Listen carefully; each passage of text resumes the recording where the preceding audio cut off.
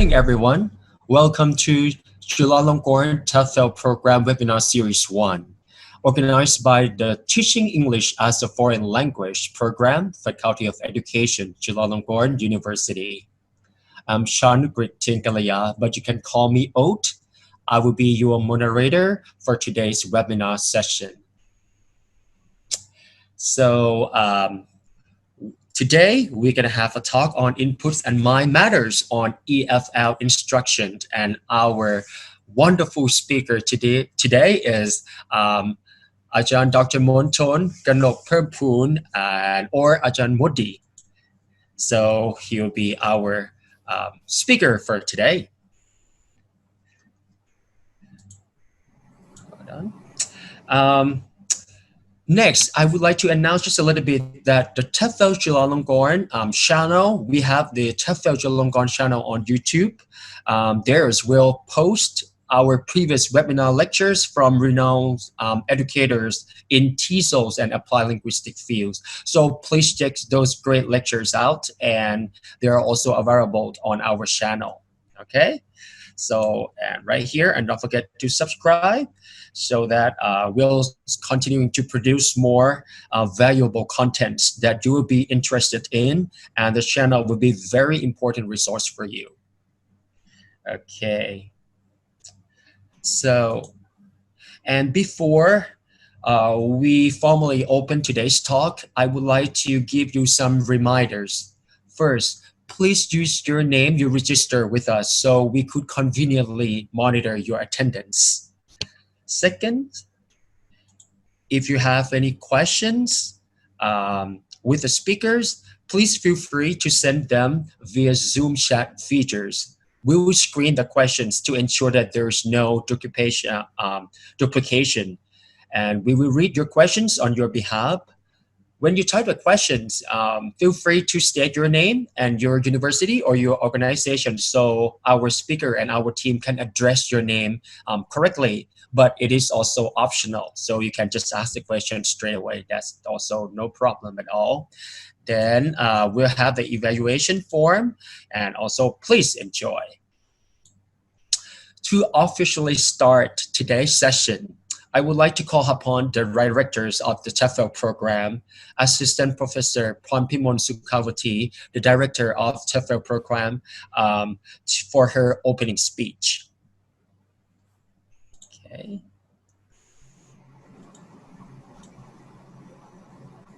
And she's kindly prepared this clip for you all.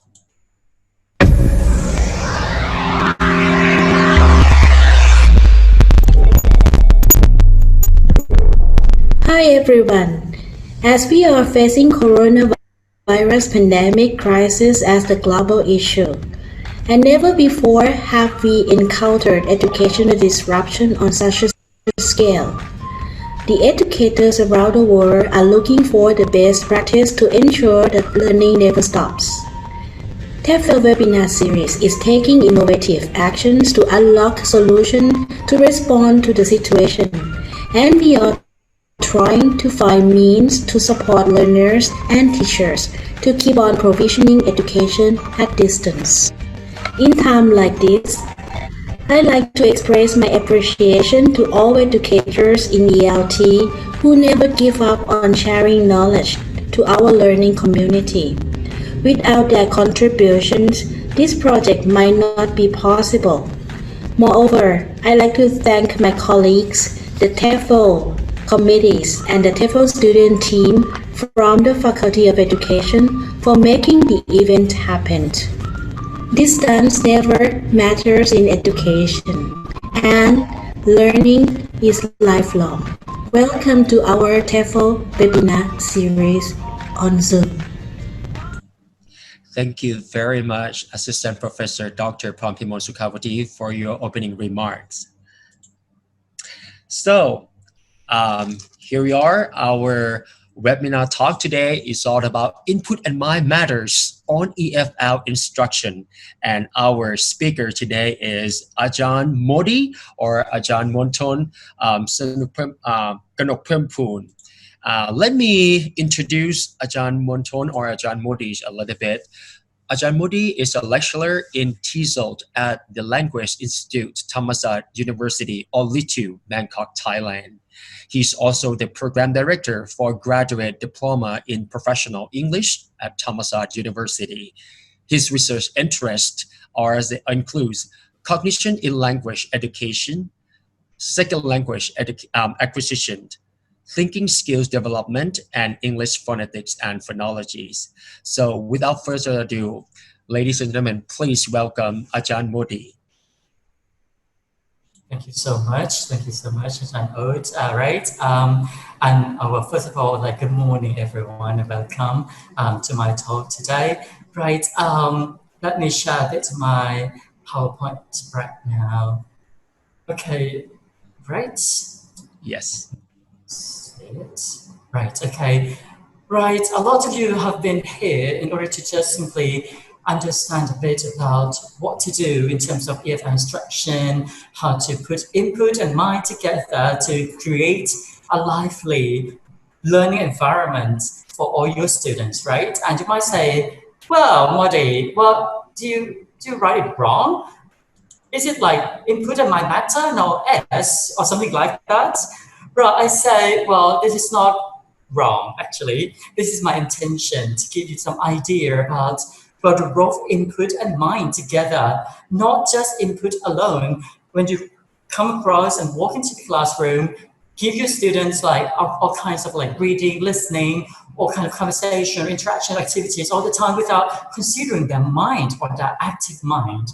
So in this talk today, I'm going to divide my talk, my discussion into three topics. The first of all is the input. And the second one is why input alone is not quite important. We need mind in it. And the last one, the last section of mine is going to be the EFL instruction for input and the mind processing, so that your classroom will be enhanced through SLA research, processing, language acquisition, so that you can actually design the best possible way for your students to learn, right? Okay, before we start our session then, let me ask you a very, very important question right here, right, by Professor Albright, long time ago, a decade ago, but we still haven't found any answer for that, right? First of all, why don't learners learn what teachers teach? Right, as a student yourself, maybe a long time ago, maybe just recently, as a student, you might wonder, when you went to the classroom, you studied in the classroom, and then you came out of the classroom, you got nothing, you remember nothing at all, right? Maybe some kind of things happening right there. Is it the mistake or the wrong way of teaching? Or is it the processing mistake? Or is it the input or too much information or too less information? Or is it too complicated information to understand? Right, so in this case, this key question has come into research in second language acquisition to tackle with this kind of problem, right? And in my talk today, I'm going to focus on two aspects, right? Maybe the first one is the input problems, or the second one is more maybe the processing problems, right? From the teacher's perspective or from the student's perspective, I would say, right? For the TEFL people to understand, right? Let's take a look at the first one then. The first one is the input in EFL instruction, right? As you might know, input is something we know out there in TEFL program, in applied linguistics, even in linguistic study, right? We know what input is, but in my context, in my talk, and in EFL context, right here, I say an input is something about comprehensible input, something comprehensible, comprehension hypothesis by question. But sometimes, have you ever wondered, when you teach again, when you get the students to understand, read any, or listen to any passages, it turns out that student didn't get anything at all. Maybe because the input become noise, right? And that's another aspect, right? Why Professor White say, well, it might be the noise of incomprehensible input that the teachers brought into the classroom, or the student just exposed to the input that is so not understandable, right? So in this case, well, we have two schools of thought, right? One is like, consider like input might be understandable, but at the same time, too much input or too complicated input can create some kind of noise for the student to understand. Right, in this case, what do I mean by input itself then? Right, I would love to refer to Fodder and Schwartz, right? That linguistics data for the input itself is all kind of utterances. I mean, utterances in this case means reading text, listening text, or sentences, or phrase, or vocabulary, or grammar, or anything at all, which is a target language, constitutes the input necessary for language learning model or language processing model. But this one is a bit too general. I mean, it's too general, like input mean anything, mean utterances. But I feel like if it is just anything at all, why do we have to study input then? So input in this case should be something encoding meaning, according to Van Patten and Cadeno, right?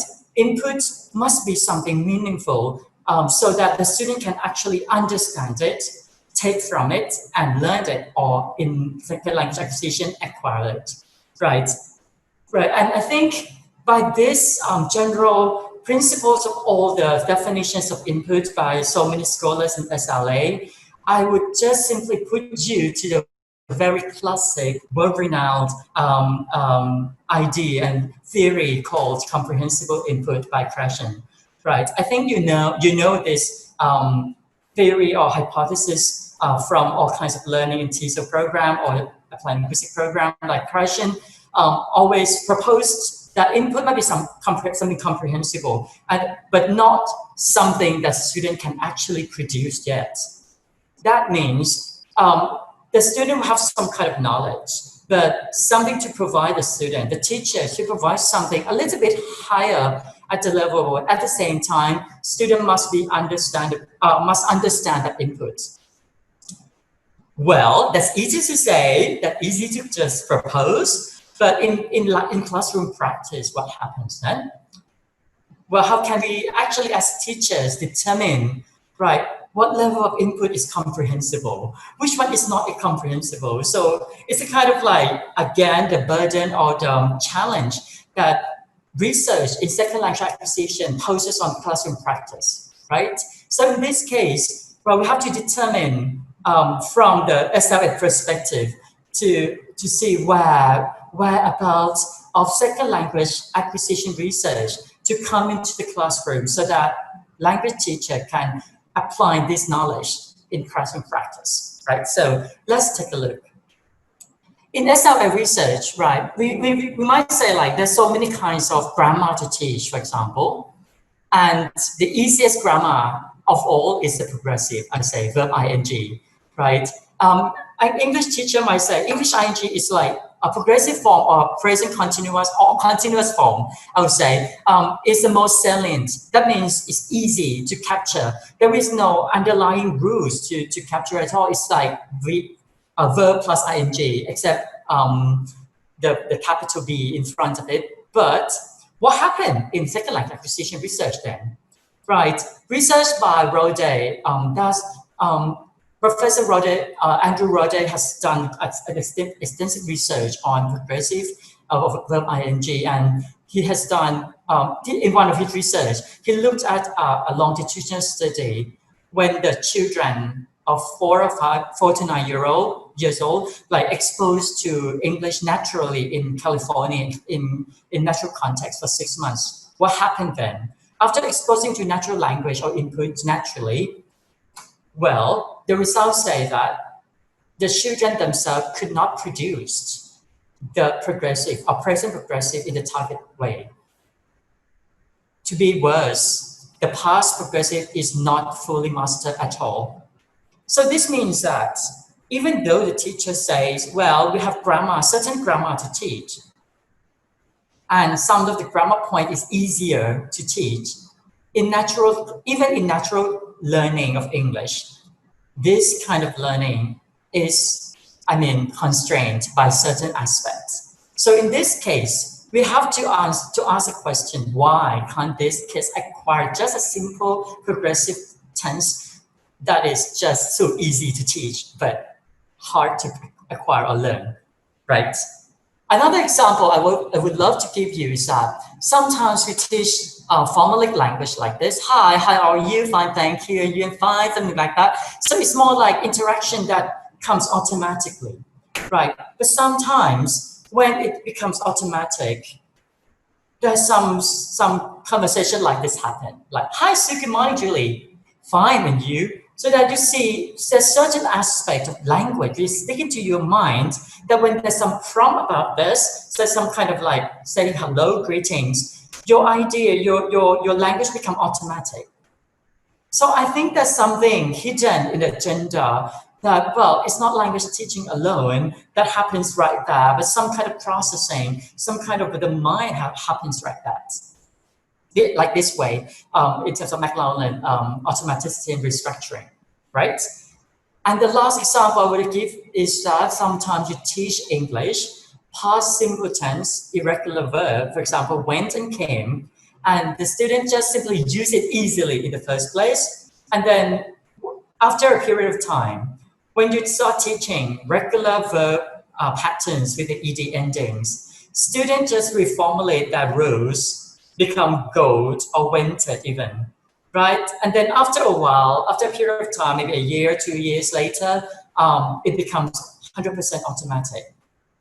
We call this pattern U-shaped pattern of language acquisition. The first time correct, and then there's something happening in the process. And in the end, it becomes 100% correct again. So I think by these three models of research, I can simply say that it's not the raw input itself or the understandable or comprehensible input itself which makes language acquisition possible for classroom practice. I think there is something hidden in the agenda, in the mind, in the students, or even in ourselves as adult learners that happens in our processing, so that there's some kind of room for research in second language acquisition and input and mind, right?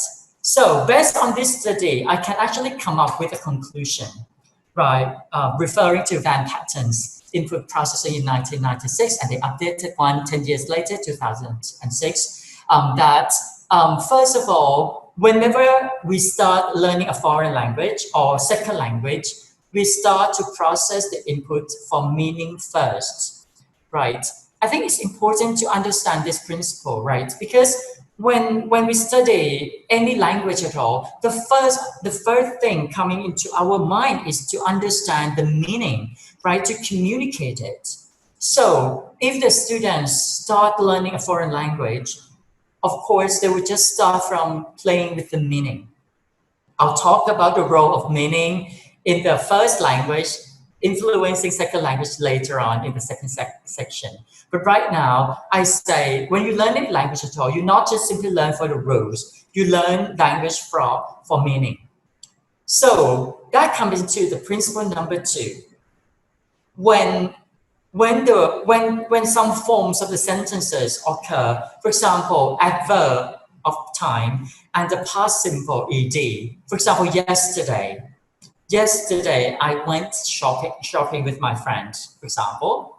Well, actually the students will not process went or past simple tense at all. Why? Because there's some redundant form of yesterday, and the student understands yesterday at no cost of attentional resources. That means when they read the sentence, they don't care about the grammar at all. It's just the lexical or the vocabulary of the word with excessive emphasis to process. That means when there are too redundant or many redundant structures of the language happening, the students will come to the meaning first, the word or vocabulary containing the meaning first rather than the grammar. So that is a reason why when we start communicating, there's certain kind of form, like restructuring the sentence, like, how are you? I'm good, for example, like that, right? So it kind of meaning first, and then we, principle number 2 means that when we process the language, we tend to look for the meaning containing lexicon or vocabulary first. So our attention goes right that place instead of going to the simple rule, right? And that comes to stage number 3. So whatever it takes, when we start learning anything, the student would just simply study one word, first noun strategy. What does it mean by first noun strategy? Well, based on the previous two principles, I say when we start to teach anything at all, the student will try to pick up only one word that contains all the meaningful interactions or utterances, so that they can use this word to communicate more effectively, like yes, no, okay. So these are words the students tend to acquire first, or even us learning a foreign language or second language, we start to learn something meaningful first instead of learning the whole grammatical structure. So that's the reason why, well, when we teach grammar, when we teach anything at all, like pronunciation, reading, writing, it turns out that the student come up with one word or any kind of the words randomly creating meaningful utterances by the students, right? That's a kind of the problem of input, and maybe some kind of a problem of processing that we need to consider as a language teacher, right? So far I've talked so much. So far I've bombarded you with lots of theories in second language acquisition.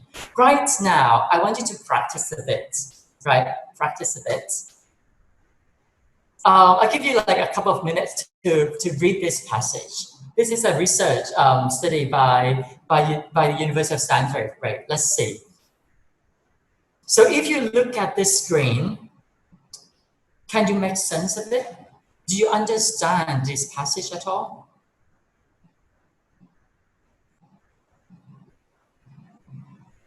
Right?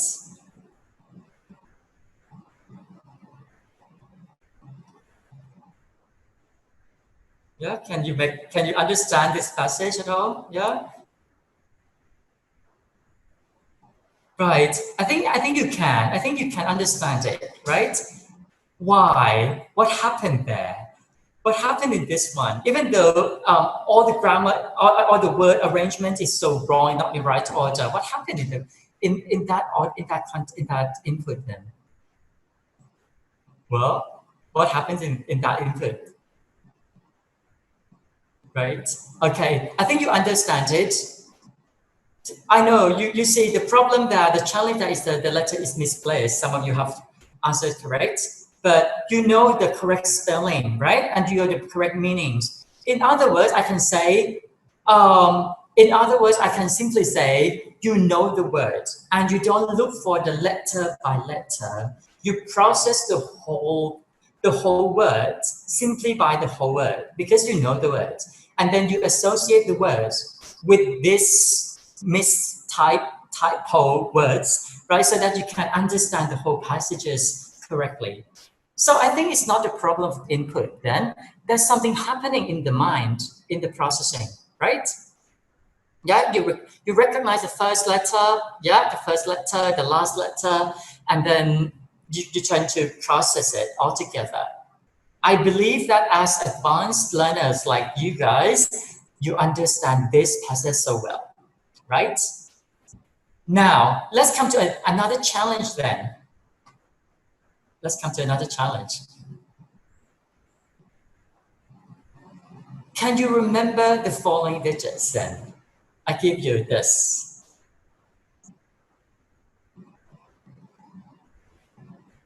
How do you remember this 7 digits? Do you have any answers? Do you have any comments? Yeah, maybe in chunks, right? You do. I mean, a lot of you just divide the clusters or chunks, right? Like this, for example, right? So, I mean, everyone in the world, of course, anyone at all, they will not simply like remember one digit by another, but they just try to divide into chunk, right?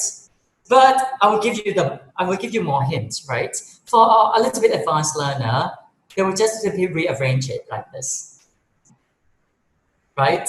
So based on the 7 numbers, we understand in reminding us what numbers are there, we just simply rearrange the number into 1, 2, 3, 4, 5, 6, 7, and that is easier and help you remember the information better, isn't it? So in this case, I come to the conclusion, right? I come to the conclusion that somehow, when you put the input for the students, it's not all the information, yeah?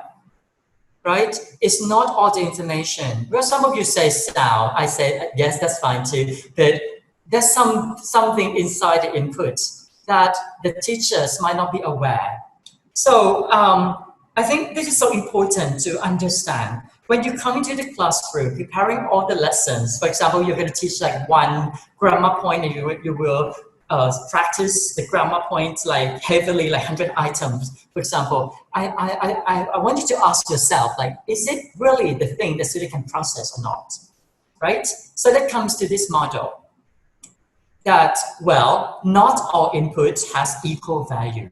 Whatever you talk about, whatever you put to the students, or whatever you brought into the classroom, not everything the students can actually acquire or learn. All right? Some input is more noticeable. Some input is more outstanding than another. And that is good for intake and effective processing, right?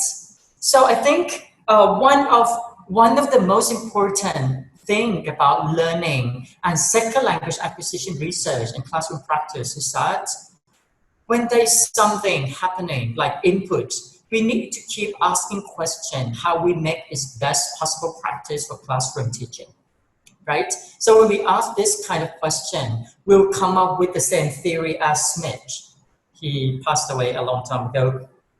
That, well, it's not input, you need to notice, right? And this becomes another level of language acquisition research in this point, right? It looks a bit confusing, but I will simply say inputs and outputs, right? When you teach the student and you want the student to finally produce something in the end, there's some process happening inside the student's mind, all right? In other words, whenever you put the input into the students, you need the students to notice it so that it becomes intake, right? Intake. What do I mean by intake is that the intake is a kind of input which is noticed, I would say, right? It's something comprehensible, but at the same time noticed by the students. And in this case, the student can process it, right? When the student can notice it, the input and process it, it becomes the language learning or language acquisition that takes place. All right, and then that's the basic reasons, that's the general reason why I'm quite interested in the cognition, in the cognitive processes, in the thinking development skills that the student can actually the teachers can actually come into designing the best possible learning experience for the students to acquire the language more effectively. Right? So that is the first interaction that we've come so far. So right now, I think I have discussed a bit of the role of input, right? And the role and the reason or challenges why input is not always something the students learn or something the students notice, but there's something happening in the processing, in the mind, in EFL instruction, right? That we need to come into consideration. Right? This comes into my second talk. Right. My second point here is so challenging. So if you feel like you can't follow, you don't understand, please ask me. I can repeat myself again. Right. This second topic means that in second language, in second language teaching, in our classroom practice, the students don't only bring their own identity into classroom, they bring their mind, that cognition into classroom practice. And I think if I point out to a very basic practices in TESOL, in teaching, that is a very classic model of processing right there, right? The top down and bottom up. I think everyone knows about it, right? I think this practice of processing, the classic idea of language processing, comes from management, right? From the directions of processing, like how can we look from the source of information and how can the process happen in terms of language studies, right? In our to processing, in natural language processing, in interaction between input and the mind, well, normally we gear towards the left-hand side, bottom up all the time, where the teachers provide the student with reading text or listening. The students would simply like extract the information, extract the linguistic elements or contents to build up meaning from it. That is called like bottom-up strategies, visual stimuli, attentional guidance, which bombard the student's mind all the time. Right? Have you ever like started to wonder yourself as well when you start reading in a foreign language? You don't actually read through easily. When you start learning a foreign language for the first time, you simply like need to go word for word or letter by letter to simply extract elements or linguistic contents containing in the input right there. So I think that happens in classroom practices even today, right? Even in my talk right now, it seems to be more of the bottom up, right? Bottom up to brought up the information up to the students, right? But there are another group of researchers, right, talking about top-down strategy where, well, the students just simply don't come into the classroom with a blank page, blank paper for the teachers to fill in. They come in with something in their mind. They come with experience. They come in with some kind of L1 at least, right, with their native language at least to the classroom. So there might be some role of the top-down processes or competence or metacognitive skill. Well, these are two difficult words, right? But I would say these are the two. This is kind of something happening in the brain, in the mind of students that bring into the classroom. And when we start to teach in the foreign language, the students do just simply get blank, know nothing, and then simply rely on the meaning as the input hypothesis and input processing Van Patten has stated. So I think that's why in classroom practice, we need to just blend in the top-down and bottom-up together using understandable processes based on psycholinguistic research, based on neurolinguistic research, so that we understand the things inside a student's head, so that when we design the instruction, it can be enhancing the student, not challenge for the student, right? So in this case, we come into the mind of the student right now. I think you can see from the picture right there that this is a kind of a very classic, I would say classic psychological process by Robinson long time ago, 1980 something, 87, 83, that people start to conceptualize that in our mind, our brain, there are kind of two memory systems persistent into it. One of them is long-term memory, and the working memory is a representation, something from the long-term memory, right? Based on this model, working memory contains a records from long-term memory that are currently in state of high activation. What does it mean by this sentence right there? I think it's better to put into to look at the picture right here presented. So in the mind of a person, there's a long-term memory inside it. And I think there's something inside the mind of the learners which get activated, get noticed, okay? And then this kind of information is brought into working memory so that this working memory can be the current state of processing so that language learning can take place right there, okay? We can't do so much about long-term memory except we exercise something in working memory so that it becomes a link back to long-term memory right there. So I think it's so important for us right now to consider these two phenomena, right? Right. And since long-term memory is so important because it contains all kinds of information inside your head, I'm going to talk about long-term memory right now. Right. In long-term memory, right? Think about yourself as a person, right? As a second language learner, as an L1 learner yourself. You can ask yourself this kind of questions as well. In your long-term memory, in your L1, I think you know something about your language. Okay, if you are Thai, you know Thai. If you are Malaysian, you know Malaysian, Bahasa, Indonesian, whatever languages in L1. I think you know your language right there, but it's just sometimes you can't say about it, right? So I think if you know something about your language, that is called not declarative knowledge inside your brain. The creative memory or the creative knowledge is something about something. It's knowledge about some things.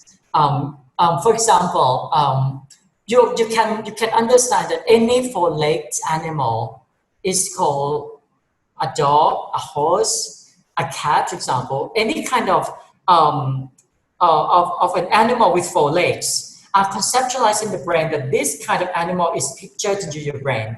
And that kind of knowledge is called declarative knowledge. And when you associate this four-legged animal with any kind of names in your L1, L2, L3, whatever, that becomes knowledge about a thing. Okay? That's called declarative knowledge. Is that difficult? So I think all learners on earth, L2 learner, even adult learners, everyone has that kind of knowledge, the creative knowledge, bringing into the classroom. They have some concept about a thing that they come into classroom and bring in to understand something, right? And the second type of knowledge is procedural knowledge. The name procedure means system, right? System. So when you know how to do things in a series, like for example, you know how to turn on a microphone, you know how to ride a bicycle. So I think this kind of knowledge is not one thing. It's a stage of processes that you start to process one thing or another. Right? I think everyone has this kind of knowledge as well in both L1 and L2 and L3. Whatever languages you are speaking, you have these two kinds of knowledge in long-term memory. Okay? And how are we as teachers, helps the student activate this declarative knowledge or procedural knowledge so that classroom practice can be better for students to acquire the language more effectively? Right? That's a big question. So there are many ways to help, right? Many ways to help. First of all, go back to the declarative knowledge first. In the declarative knowledge, right? In the declarative knowledge, we understand that it's a knowledge about a thing. For example, four-legged animals, right? Any kind of animal with four legs, we know that names, right? So inside this knowledge, there are some subsets of the knowledge, right? For example, semantic knowledge. Semantic means meaning. So as I say, whenever you have a picture of the four-legged animal, that becomes meaning in your mind, right? For example, the meaning of the horse, the meaning of the dog, you understand this meaning effectively. So in second language acquisition, in linguistic research, we say semantic knowledge are your vocabulary, your phrases, your formalic chunks, your group of words, which are stick to your brain, right? And at the same time, they're all about grammar rules. They're all about metalinguistic rules about language. You know how to sequence the structure, like subject, verb, object, and that comes into your brain, your mind, as a creative knowledge, as an entity of semantic knowledge. All right, the meaning. So that is why I think that is why Van Patten says when you start learning any language at all, you look for the meaning. All right, and to look for the meaning. Van Patten means you look for the vocabulary or chunks or even phrases to understand some kind of meaning. I think one of the I would say easy understanding is that when we start learning a foreign language, we tend to study "I love you" in different languages, right?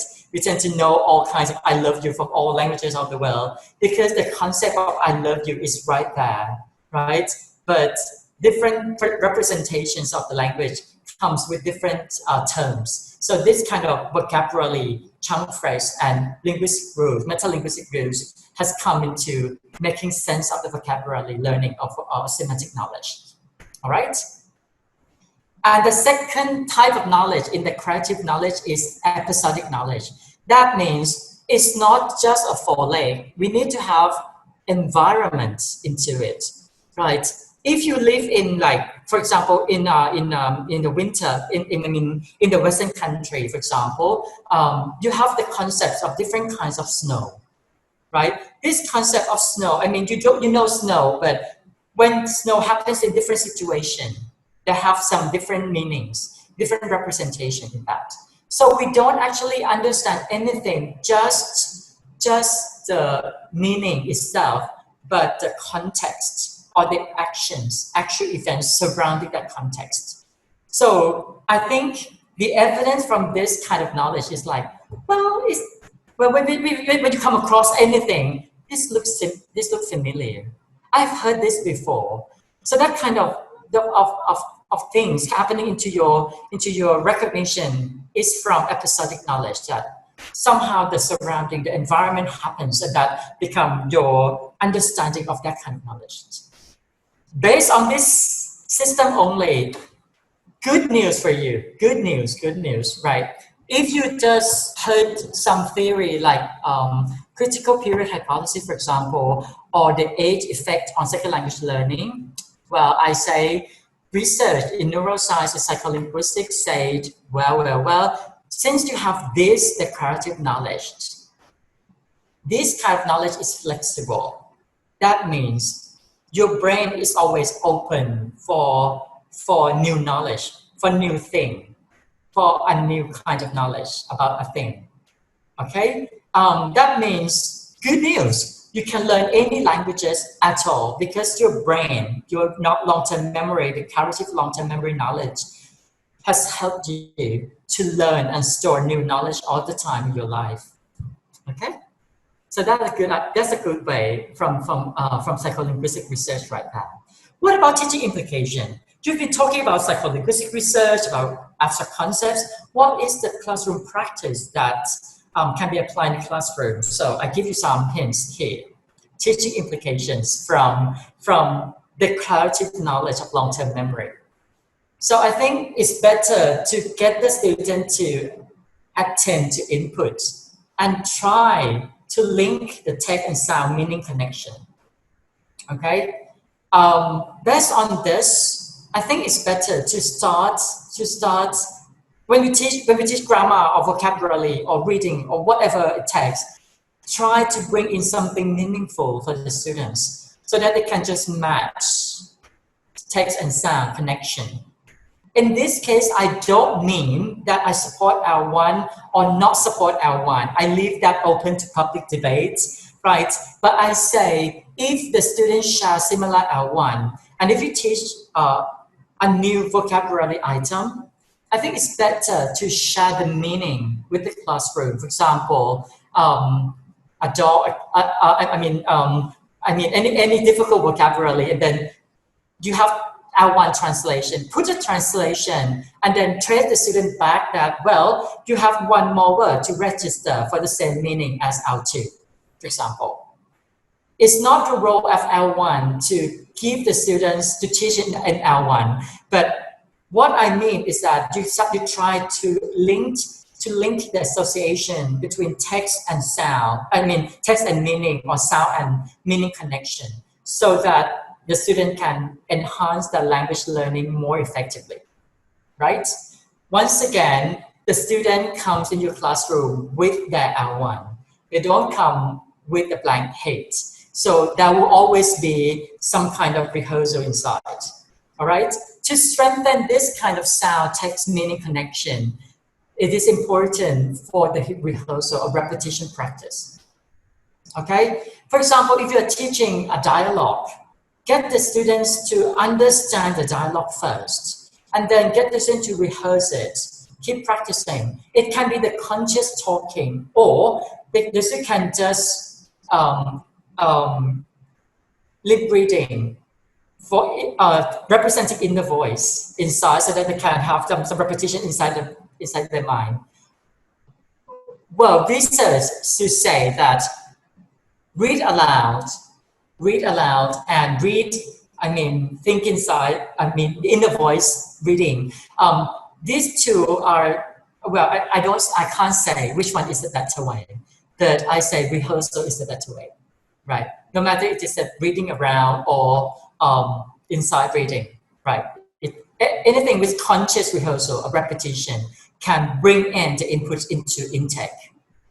Plus, if the student have, as I said, if the students have some existing knowledge, it will be quicker or easier. For example, if you know that your L1's grammatical structure is similar to L2, for example, you can point out that the sentence is similar in the way, but there's some grammatical, there's some vocabulary differences, there's some agreement differences that student can understand. So if you just bring in the student know, somehow the long-term memory can just bring in something activated to reconstruct the knowledge and bring back to long-term memory, and that enhance learning, does enhance acquisition from the declarative language knowledge, right there.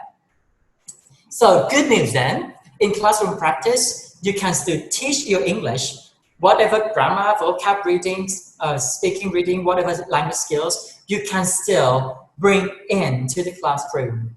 The problem is try to make it meaningful, try to match it with the meaningful interaction, try to rehearse it so the student can actually in the end acquire it. Okay, that's the first point of understanding. So far so good, guys. So far so good. This is the first type of long-term memory to understand language input and language acquisition. Now we get into the second point, which is procedural knowledge. As I said before, procedural knowledge is kind of the process how to do things. The easiest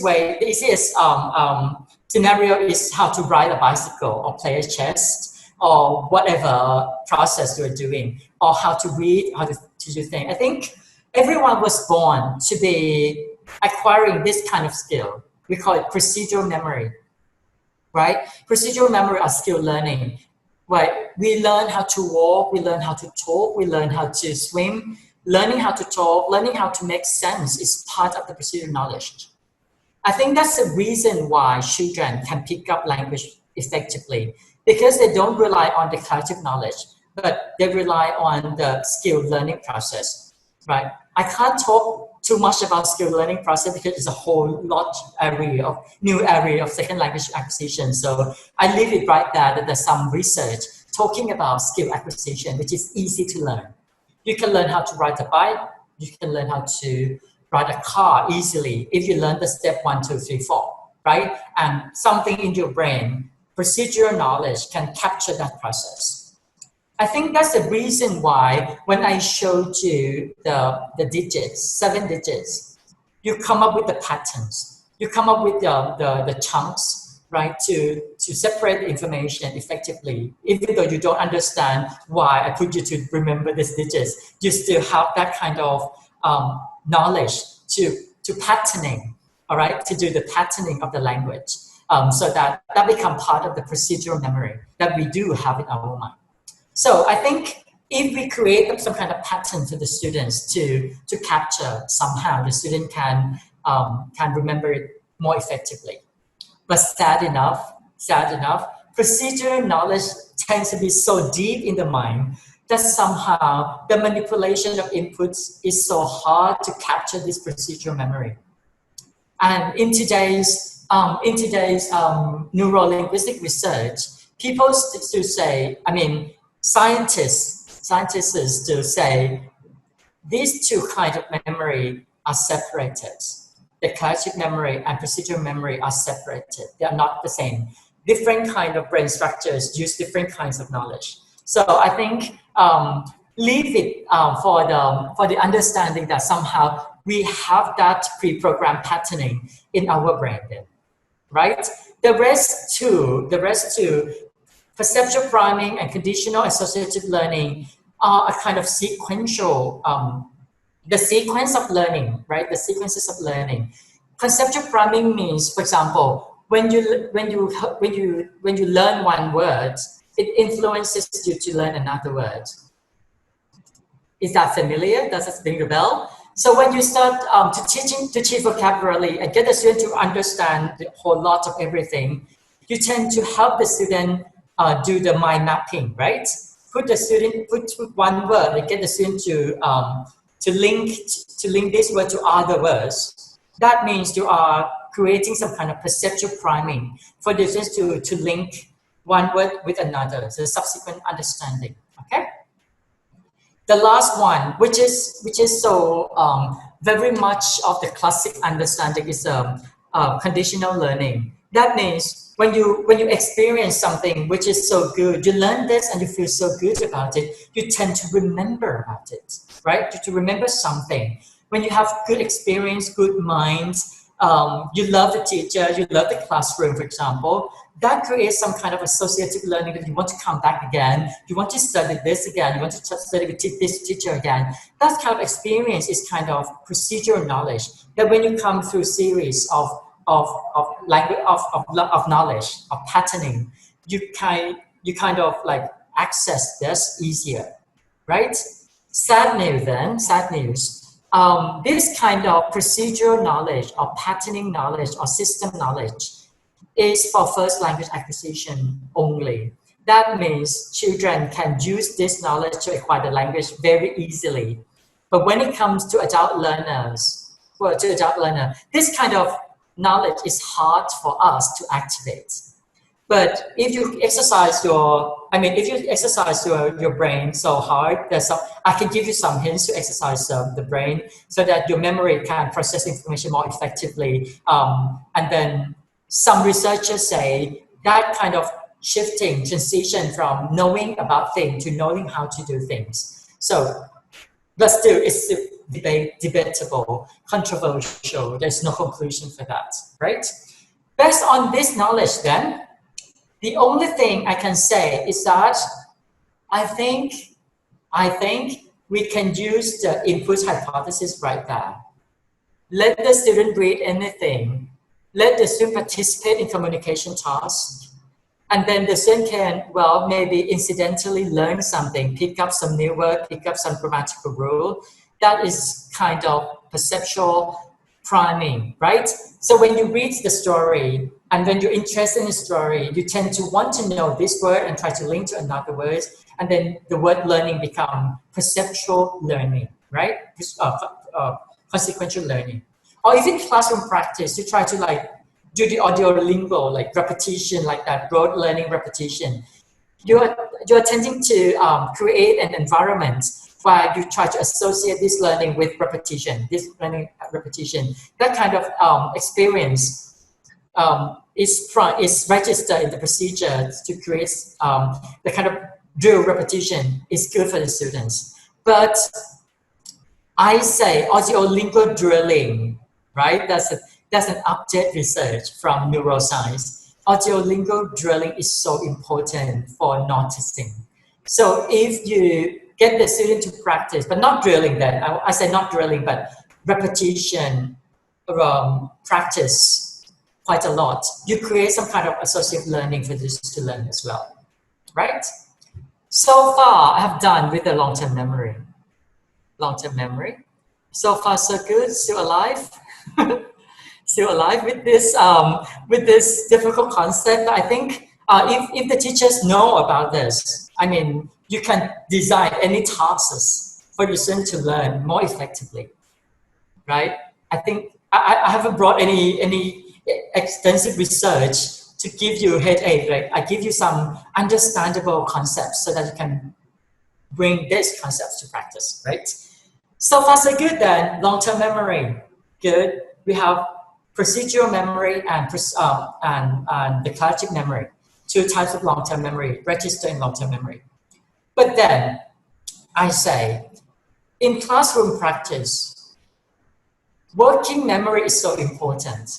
Why? Because in learning anything at all, you can't bring in anything to the classroom. You can't teach everything in the classroom. You can't throw the whole book and the student read all the whole book. You need to just cut some bits so that the student can use their memory more effectively. So that comes to the second construct of the memory system, which is called working memory or short-term memory system. Okay?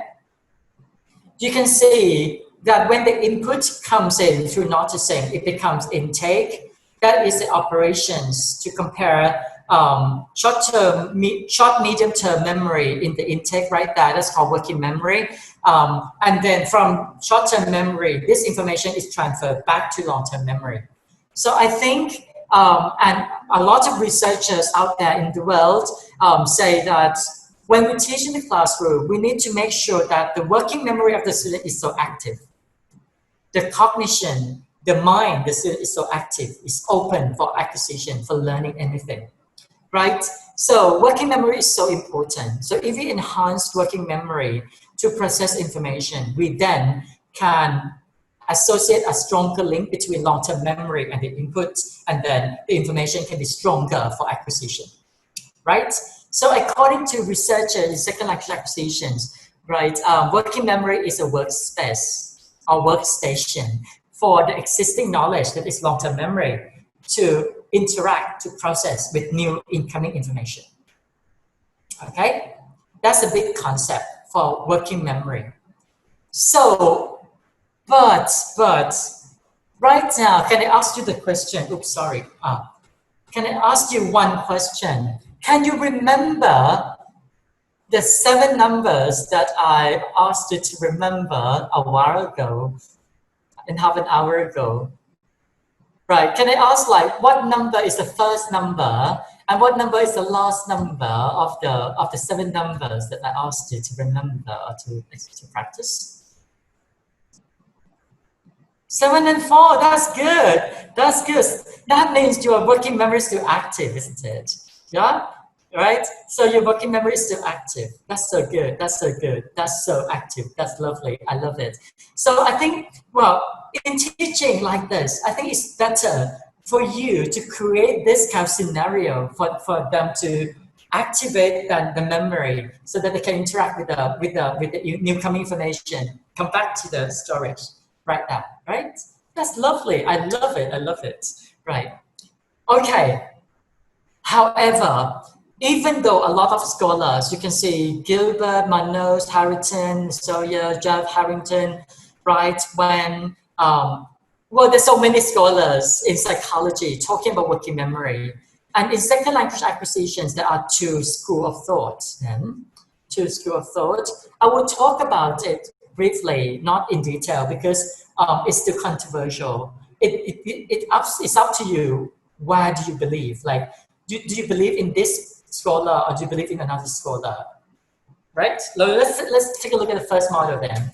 Working memory of the first model is from Cohen, right? Cohen is an American scholar, right, who thought that, well, your memory system, there is no subsystem, there's no working memory, there's no long-term memory, nothing at all. Inside your head, you only have long-term memory. You only have your long-term memory. And the only thing which happens is that when you focus on something, that activated area in long-term memory becomes working memory, becomes the activated elements of short-term memory store to process the incoming information. All right? Okay, the good thing about this is that, well, it's easy to understand, it's conceptualizable, right? One system, one area activated, and then that becomes, that area becomes a part of working memory to help processing. But it's difficult for research, I would say. For second language acquisition, we don't know where to go then. If you say like, the focus of attention is there in long-term memory, many people ask the same question, where is it? Where in the brain is it? Some scholars in neuroscience have found some areas, but at the same time, they found different areas of association. They can't come up with the conclusion that when you learn vocabulary, which area of the brain is right there. They just come with the patterning of the area, but not the specific area of the brain. So I think this is so difficult for second language research.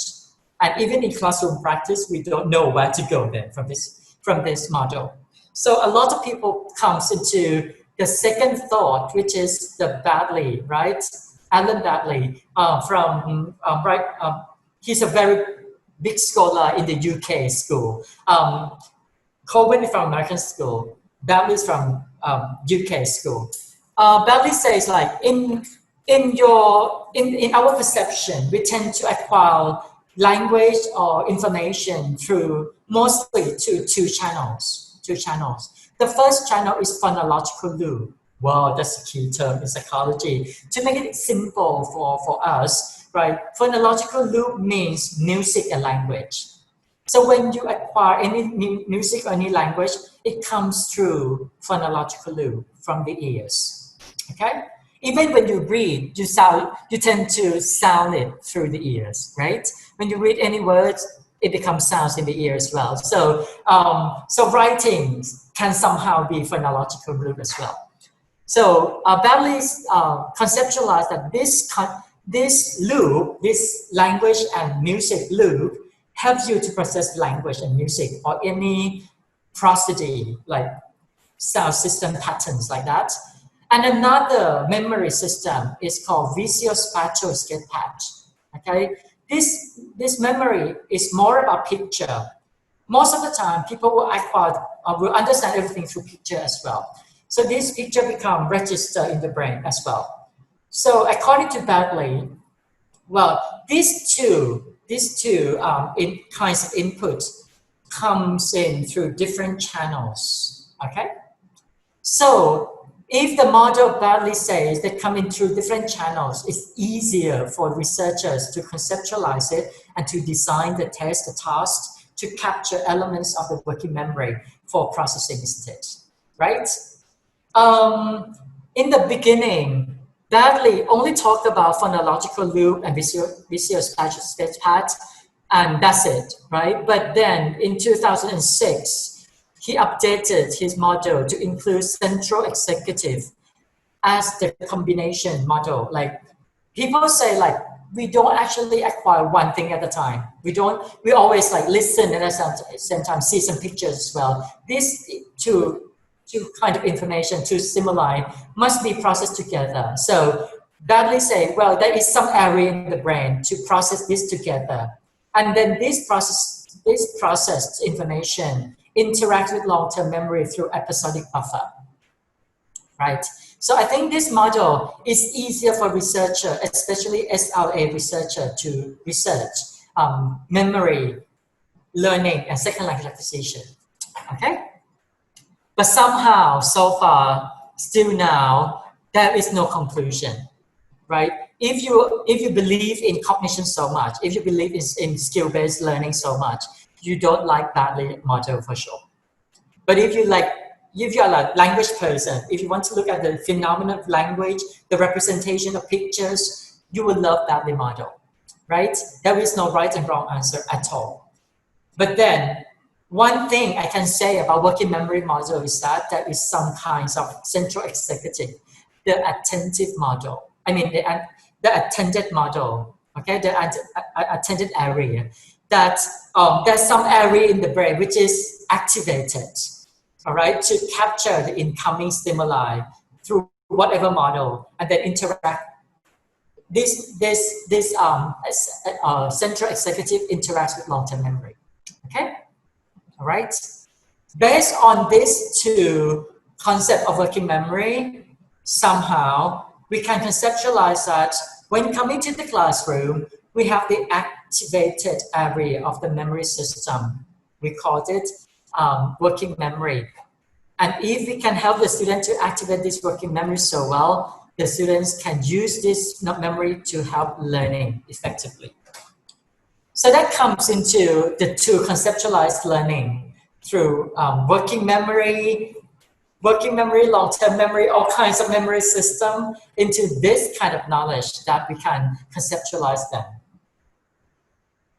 Right, this table is from Rod Ellis, right? Rod Ellis discussed that based on this conceptualized of long-term memory and working memory, but basically long-term memory, I would say, the long-term memory in terms of implicit and explicit knowledge, right? Can you guess then, right? Based on our long-term memory study, which one is procedural and which one is declarative?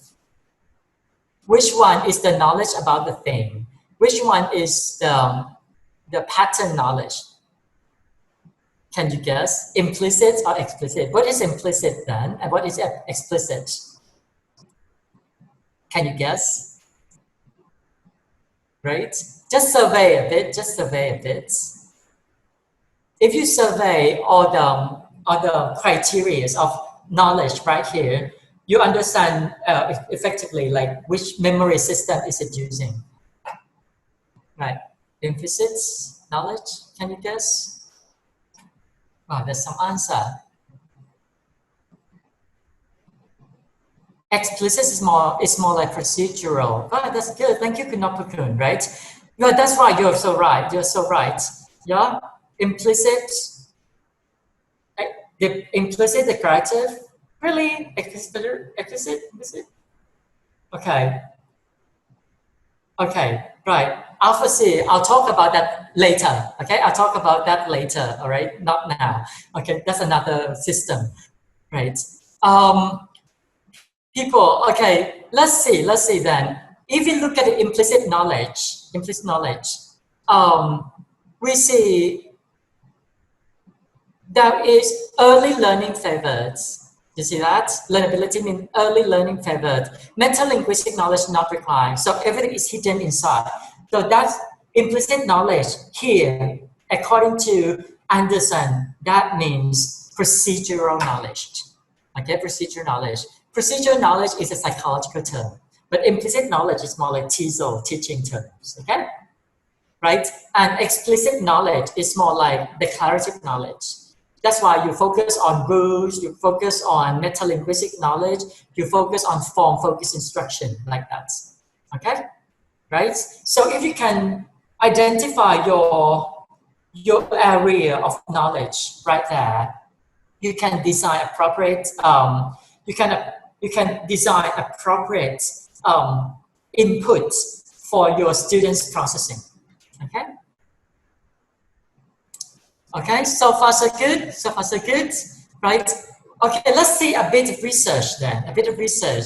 You might be surprised a bit, but I love working memory. I say working memory is quite new. I say new for second language acquisition. It's not well researched. When people do research on second language acquisition or classroom practice, they always ignore working memory. I don't know why, but it's so important, right? So I think this kind of bridging between psycholinguistics and TESOL knowledge come together so that you can practice, you can put that result research into practice then.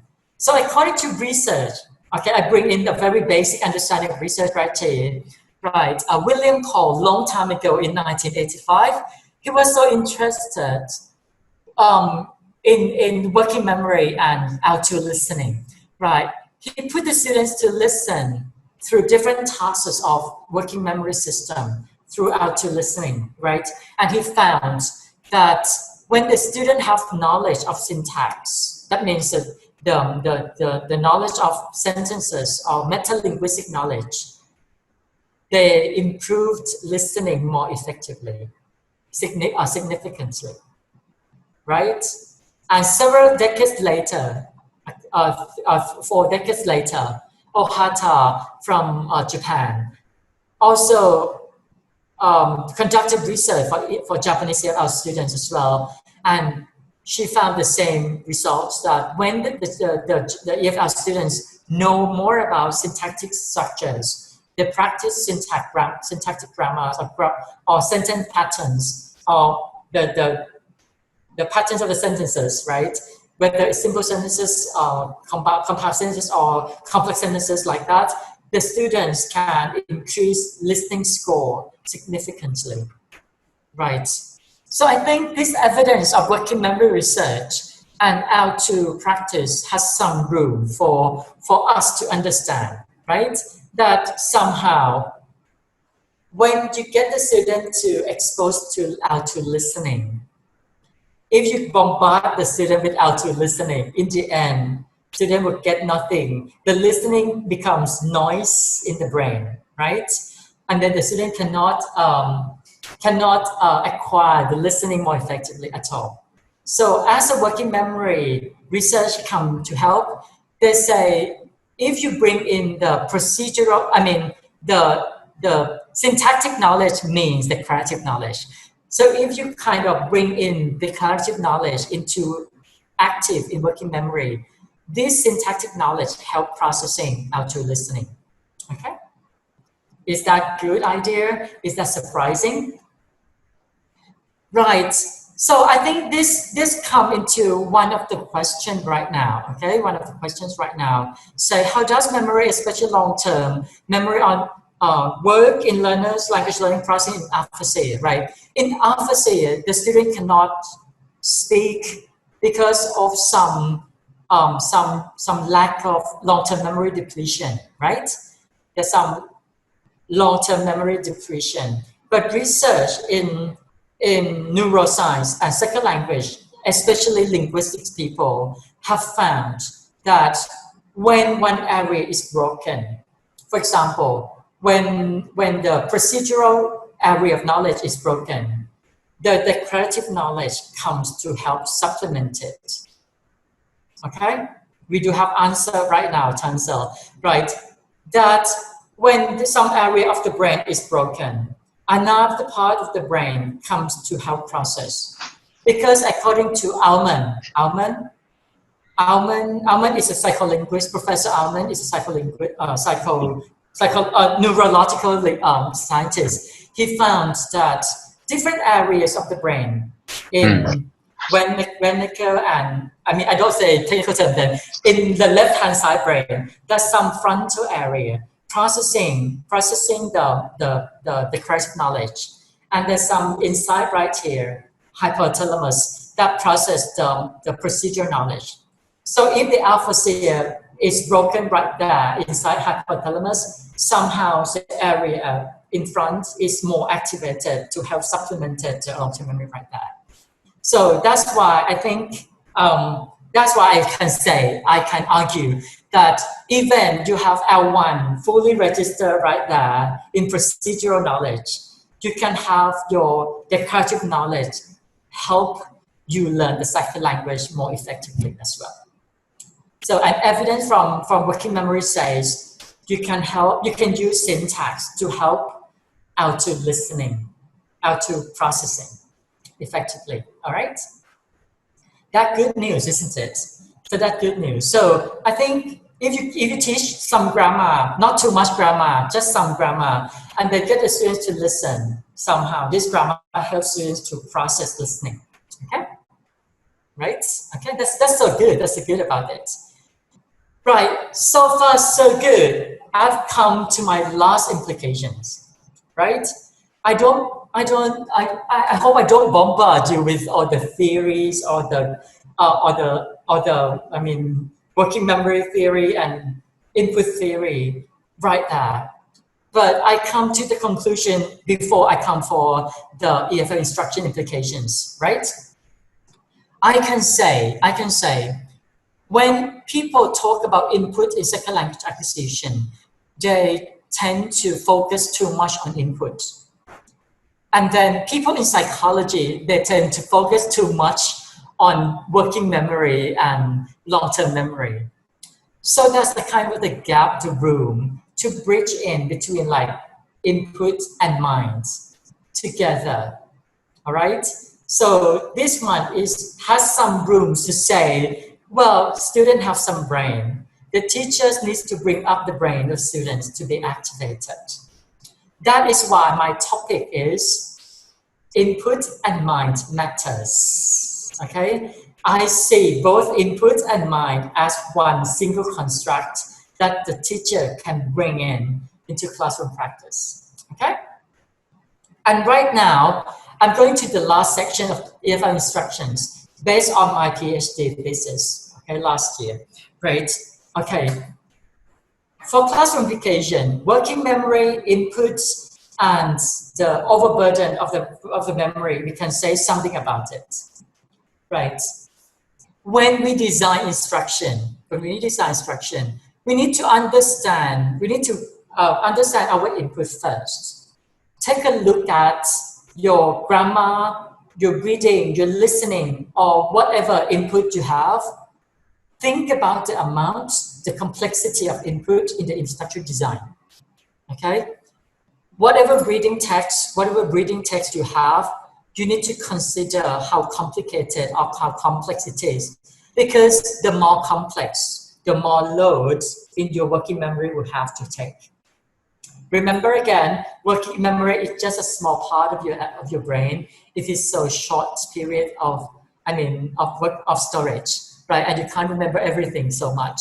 So when you come to teach in the classroom, make sure that if you have a whole book, you need to cut the cake, right? Cut the cake by redesigning the format or presentation of input for the student to notice that kind of input. For example, if you have like 5 paragraph reading for the student to read, maybe in teaching, you just present the reading 1 paragraph at a time instead of presenting the whole lot of reading, because that's going to bombard the student's brain. That's going to bombard even learning English or learning how to write languages. So if you present the data or the input 1 at a time and help the students notice that small amount of input, somehow that input becomes intake because of the noticing, the mental effort in the input, okay? So that comes to number 3, consider our 2 learners' mental efforts in processing input. That means whatever load you put into the student, there are some hidden load in the input right there, like extraneous load or intrinsic loads. I don't say about that. What I do say about these 2 terms is that you need to consider the amount and the presentation of the input for the students. All right? And then when you come to classroom, make sure that you help the students bridge the gap between long-term memory, short-term memory, and the input. So if you follow these 4 steps, I can guarantee from my research that learning can take place, acquisition can take place, whether it be grammar, vocabulary, or even skill-based learning like reading and listening. Okay. Now I can show you a bit of my research a couple of years ago that in reading, all right, I designed an instruction and get the student to read from 2 different sets of presentation. One group of students read 1 paragraph at a time and try to answer the question, and look at another paragraph and answer another kind of question. And another group of students read the whole passages and were then presented with all the answers to answer. The results say that from working memory system, the student from the step for the I say integrated tasks like 1 paragraph by 1 paragraph, these students can remember and retain the information more effectively than those students who read the whole passage and answer all kinds of other questions, right? From working memory tests, from cognitive load tests, and from our 2 reading processes tests, right? The results say there's strong correlation between working memory, cognitive load, and reading information when the students were presented 1 set of information at a time, which is easy, right? Easy. But then there's a problem with that as well, right? My research is not 100% correct, right? The students reported a bit of that. If you present the information 1 at a time, make sure in the end that you combine all the information together, okay? You combine the information all together for the students to formulate the whole learning process, okay? Rather than like read 1 paragraph at a time and that's it, you need to make sure the student read 1 paragraph, understand each paragraph 1 at a time, and then get the student to combine all the paragraph together for the final formulation, okay? Right? What about listening? Reading is so easy to teach though. Listening is more difficult, right? In my research, the amount of listening, I have 3 groups of students to expose to different kinds of input for the listening practices, right? One group share the same as reading, like they listen to 1 piece at a time. One piece of information, then stop to process, to answer the question, and then to listen to the next part 1 at a time, bit by bit. And then another group read the whole story, but were presented with the reading passage or transcript. Transcript, okay, transcript of the reading, of the listening. And another group were presented with the whole lot of listening. They have to listen to the whole exercise, but then presented with the picture, summarizing the story, right? I compared these three groups of students, and the results always show that when the students listen bit by bit, they score more significantly than the rest of the groups, okay? That means when you get the student to listen bit by bit, it means you help the student to use enough amount of cognitive load in the working memory to process the listening information little by little, and then in the end, you can help the students and understand the whole lot of listening.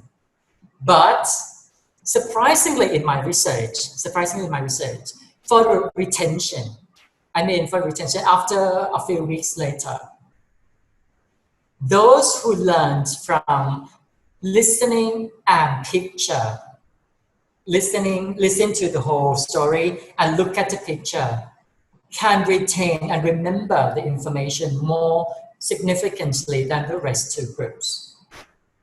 What does it mean by my teaching implication right there? It means that when we consider working memory, in this case, I consider, well, the student needs to use phonological review to listen to the whole listening practices, and at the same time, they use the eye, the visual, to process the picture based on Badley model, right? This kind of picture, in the end, sticks to the brain more effectively than any types of redundant listening information. So I come to conclusion that in our listening, when you present one listening at the time, it's fine for the learning at that particular point in time. But if you want the acquisition to occur, you need to make sure that the meaning happens. And to create meaning, all right, to create meaning listening, meaning sound connection, I think pictures play a role. Okay, pictures play a role in helping out to listening as well. Okay, that means you are exercising both phonological memory and visual sketch patch memory to help the students process for meaningful understanding, and in the end, this kind of knowledge stick to the brain. I can claim it becomes part of the collective knowledge in the long-term memory that the student have. So I think that is the implication I've got from working memory, instructional design, and long-term memory instruction, right? To take away, I would like to end up a bit of my talk with less is more, right? But mind matters, okay? Less is more and mind matters. What does it mean by that? When you present the input to the students, don't give them too much. Make it more meaningful. Make it more processable. Make it more visualizable, right? And then that mind matters in processing the information. All right. I think that's my final talk, like how to bring in psycholinguistic research, psycholanguage research into classroom practice. It's a transition from high-stake SLA research to high-stake psycholinguistic research to classroom practices right now. All right. I think I will end up my presentation right now, and I would love to welcome some questions so that we can discuss a bit about what we talked right here. Okay. Thank you very much, Ajahn Modi. So that was a very, very interesting topic, and I learned a lot from your lecture. But now I think it's time for the Q&A sessions, and we have Most or Tashakrit. He's also gonna, on behalf of your guys, he's gonna ask the question. So you have any questions? Feel free.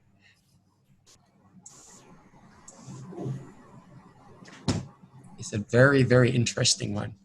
Okay, yes, that's a wonderful talk. That's right.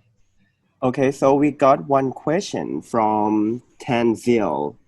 I don't know whether I can pronounce the name correctly. So the question is, how does the memory, especially long term, on work in learners' language learning processing with aphasia? Right. I think I have answered that question already, Oh, right? okay. Right. But I think to take away from that question is that don't worry if something wrong, there's something else happening in your brain. That's it. That's it. To help you process the language. So if you feel like your native language is what L1 and you feel like, well, I want to sound so native like. Can I do that? Well, somehow that is a way to process it, but you need to use a lot of procedural memory. Mm-hmm. I mean, to declarative memory to boost that activation, so that in the end that becomes automatic. Okay. Alrighty. So, is there any other questions? Yes. So when we teach, like let's say grammar, so what you say is that try to teach just bit by bit and use the meaning first, right? So Right. understand why we use that grammar in the real life situation. Right. Okay. Right. I think that the model is called usage-based approach. Well, usage-based approach means you focus on the interaction of meaning, negotiation of meaning, rather than focusing on the generative approach of second language acquisition. Because I haven't like put that into my talk, but there's a natural order study by Penniman, like processibility theory, that there are certain stages of grammatical acquisition that if you can't pass that stage, you can't go on to the next stage. That's the point. Is that why I think it's better to focus on meaning rather than just simply focus on the grammar itself, right? So we have some more questions here. Right. Yeah. So, do you have any suggestion for long-term memory to teach English for Generation Y? It seems they have short-term memory. I think we need to ask this question to ourselves as teacher. Do we perceive that the students have short-term memory? Or is it just that the students have brought their own memory, but we haven't exercised it quite effectively at all, right? Generation Y, as I say, they have very short attention span, isn't it? So the best way to do is to activate that attention, right? Get some more games, some more fun activities for the students to practice. And don't teach too much, as I said, right? If you teach too much, that means that the working memory is shortage of storage right there. And then the student cannot teach anything anymore, right? So to activate their interest is to put different kinds of game.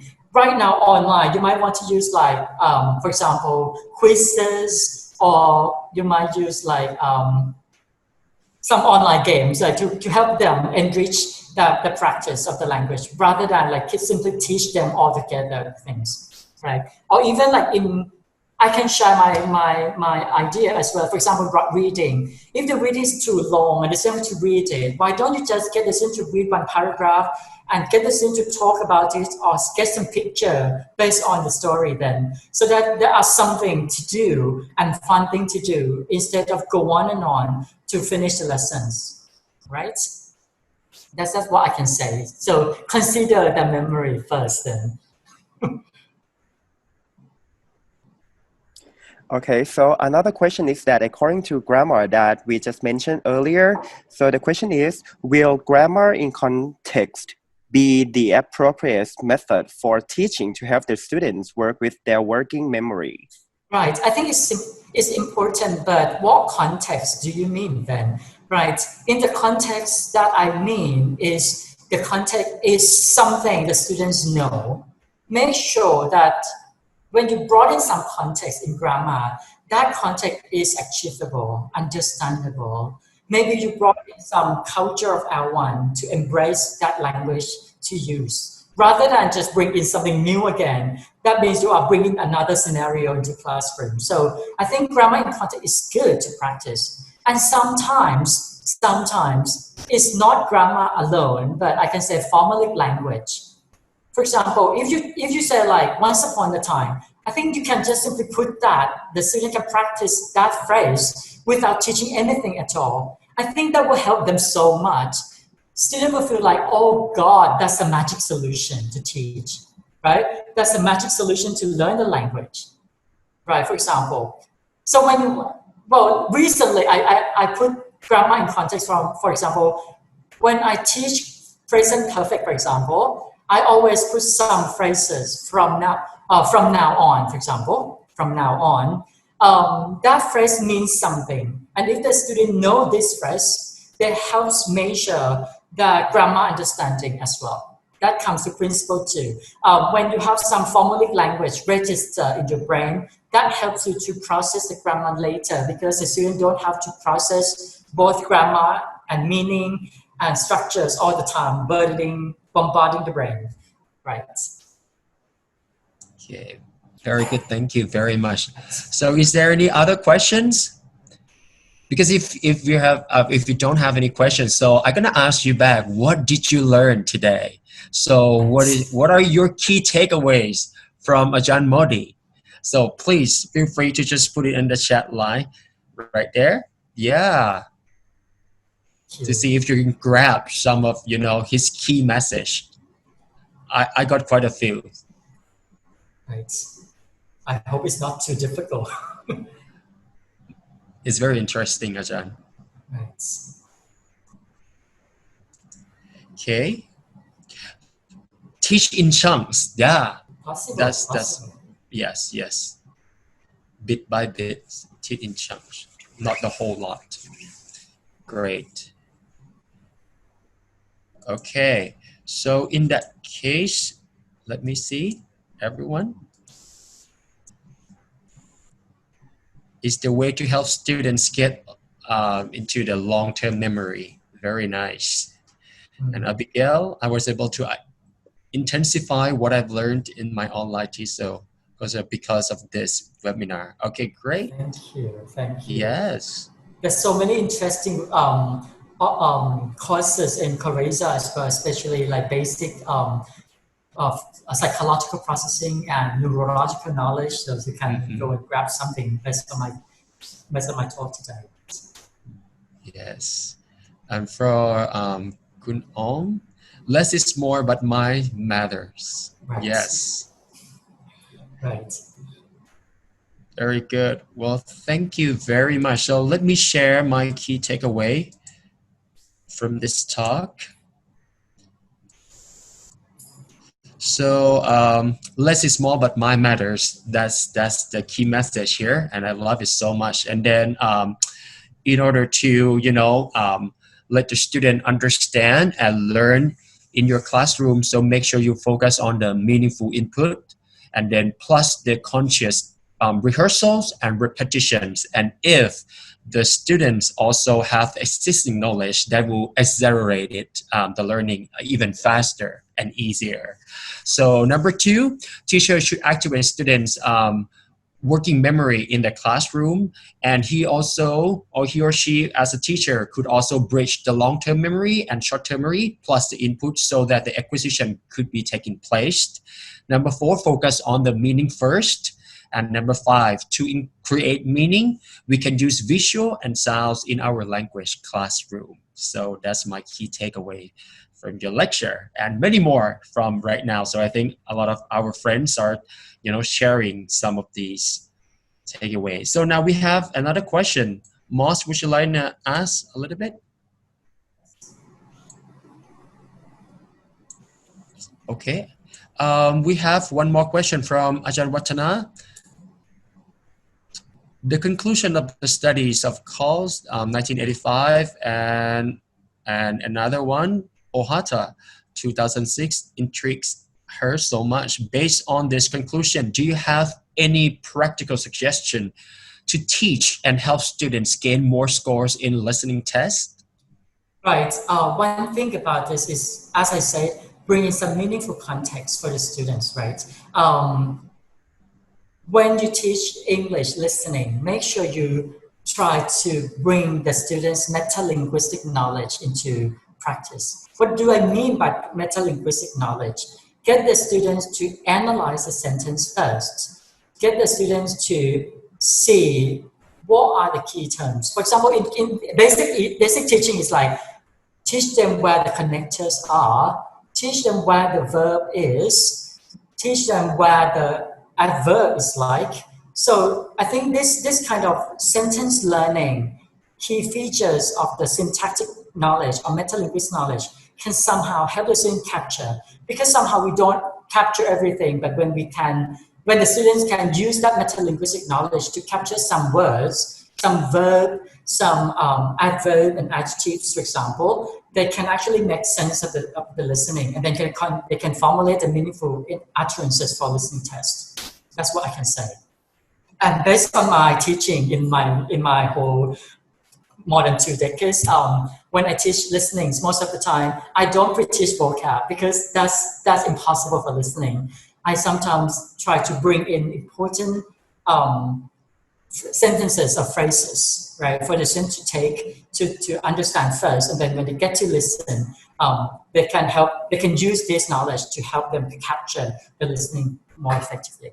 Or if you can teach them some bits of the sound system, like where the stress is, where the intonation is like, somehow that kind of pragmatic knowledge can help bring in the situation, the event, episodic knowledge of the students to bring in the context to help them listen as well. It's not just the grammar alone, but the context helps as well, right? Thank you very much. Right. So, is there any other questions at this point? I think I have one more slide, and it's for the evaluation. Um, so just that we will, improve and take your suggestion and your recommendation to our next series of webinar. So please, all the attendees to scan this QR code and then give us some feedback on our webinar organized by TEFL program, Chulalongkorn University. And once again, thank you very much, Ajahn Monthon Kanokpermpoon, for this wonderful and special talk. We learned a lot from your talk, and we really enjoyed it. So thank you again. ขอบคุณครับอาจารย์ Thank you. Thank you so Thank much. you. Thank you, everyone. Yes, and that will end our webinar for this talk. So if you have any questions, so feel free. And otherwise, thank you so much, and I will see you next time. Thank you. Thank you. Thank you. สวัสดีครับ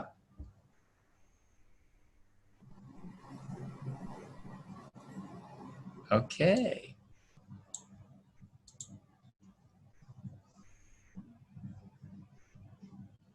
Thank you, everyone.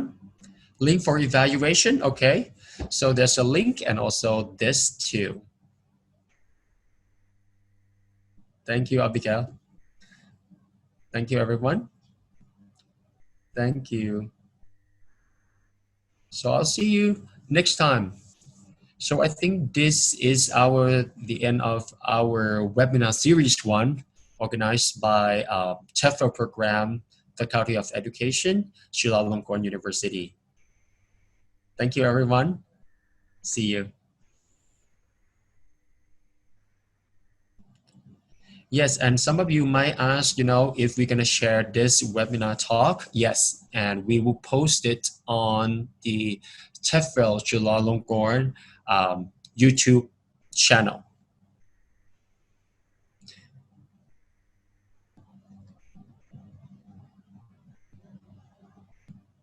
So thank you.